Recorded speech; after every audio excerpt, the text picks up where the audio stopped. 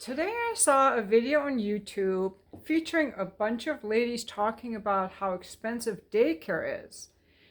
And they were talking about the cost of daycare for their 4-year-old, their 3-year-old, their 1-year-old. With several women talking about the cost of daycare for their 1-year-old. And all I can think about is,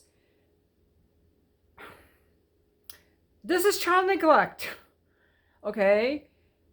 Ladies, I know the daycare is expensive. It's like $900 a week for an infant or something like that, $2,000 or $3,000 a week for an infant. Your infant does not belong in childcare. What you should be upset about is the fact that you are diverted from your natural biological instinct as a mother, and that you had to suppress that and instead focus on the cost. That's the problem.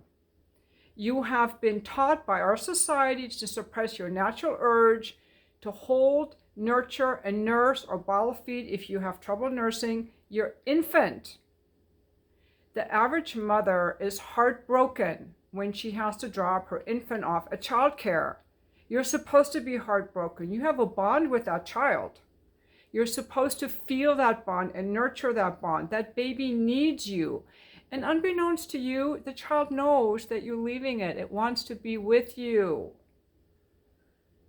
Okay, I went through this myself. I had a career as a software testing manager in the early 80s, late 80s. Actually, it was the late 80s. And my daughter was born a few years later, and I went back to work part-time. I had a nanny at home, like a super good nanny, who had been like she was young. She had been a nurse, pediatric nurse. And I just wanted to work part-time. I didn't want to be home all day. I went back when she was, I think, 3 months old. So I spent the first 3 months with her. I get not wanting to be home with your kids full-time. I get it. It's boring. It's boring and it's isolating. But to just drop them off at daycare full-time, I think it's horrendous. And if somebody else does watch them part-time, whether it's like a nanny in your home, ideally, like a really good nanny who loves children and your child loves her, or a grandparent or a relative, something like that, it's so much better. But even when I was in that situation, and then shortly thereafter I was laid off, so then I just stopped working altogether and just stayed home I got pregnant again. I just stayed home with my kids after that. But even back then, I felt a sense of shame, like I was a nobody. The feminism had already taken root that women are supposed to have careers, but many of us moms, we did a thing that's called sequencing, which you don't hear about anymore. It was a big term back in the 80s and 90s, sequencing. You have your career. Next sequence is your child rearing years. Next sequence is your career again. And my role model was a neighbor I had who actually started her career after her son went to college. There are women who start their careers when their kids are in college. Very successful careers. I know 2 women like that. So I always kept that in my mind as, okay, that's the role I'm going to follow. Or you do volunteer work when your kids are older. Okay. Getting back to this, the point is that our society has been telling women that being a mother is worthless because it's all about the money. If you don't make money, you have no value. We have devalued mothering. We have devalued bonding with our children. We have devalued everything natural foods, breastfeeding. Even back then in the hospital, I told them I was going to breastfeed.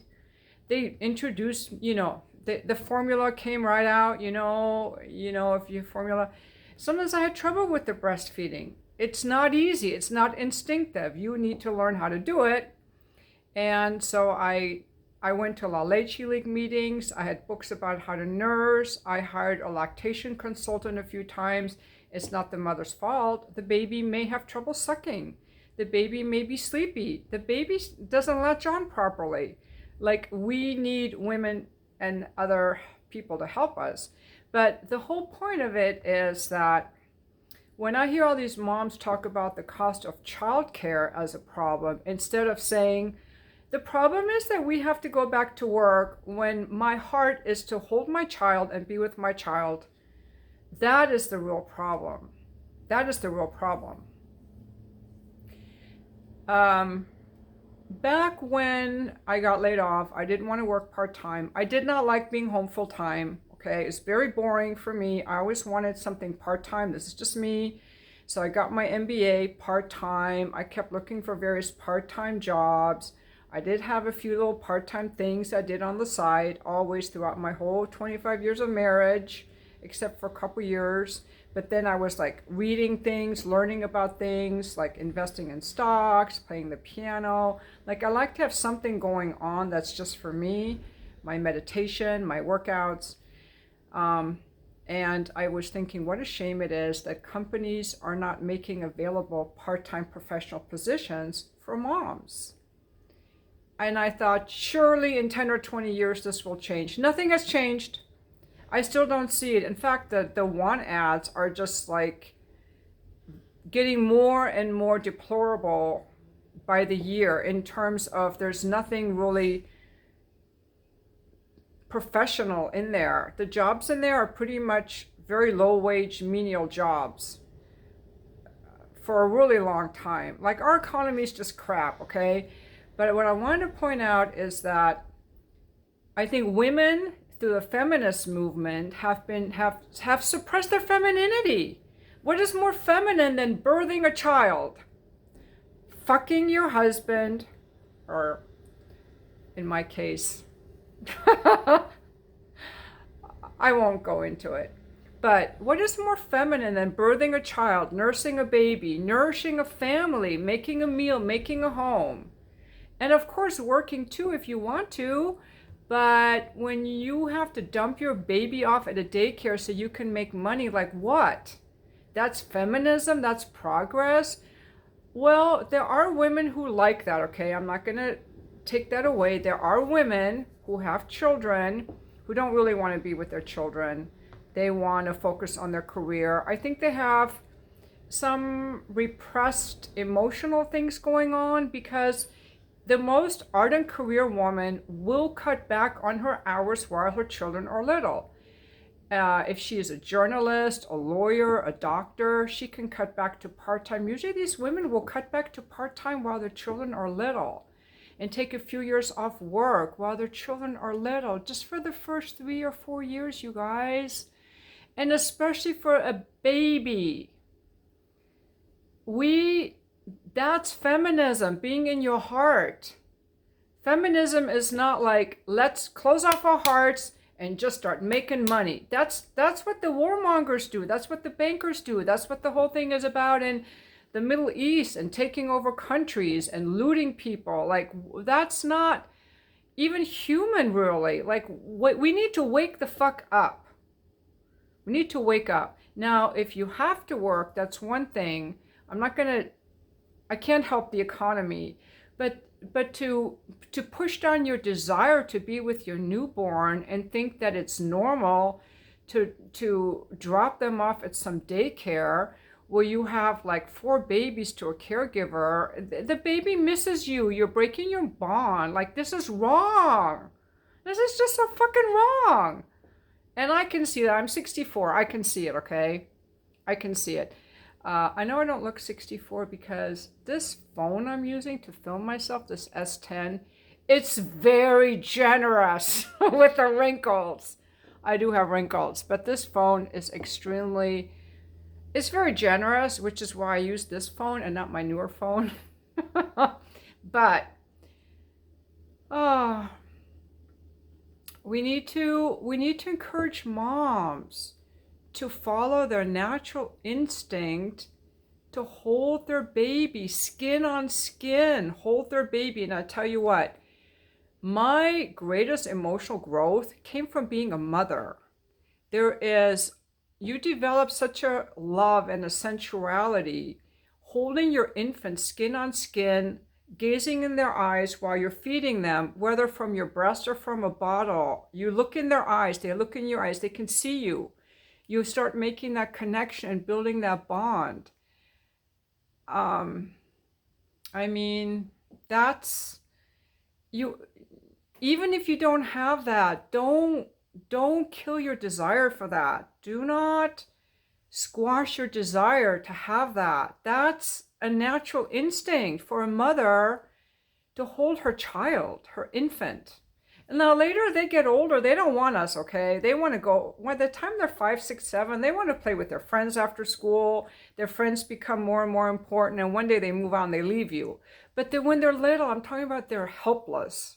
They can get on your nerves, they can cry a lot, so that's why I had to get away, Like it was just too much. And I lived really far from my family. I had no babysitters, I had no help.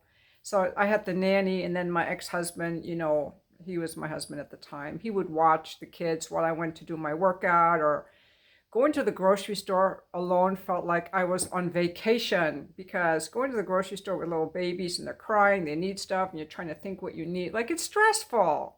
I get it. Okay, it's stressful. There's some moms who just make it look so easy. I'm not one of those moms, but it's so important as part of the feminist movement. Really, we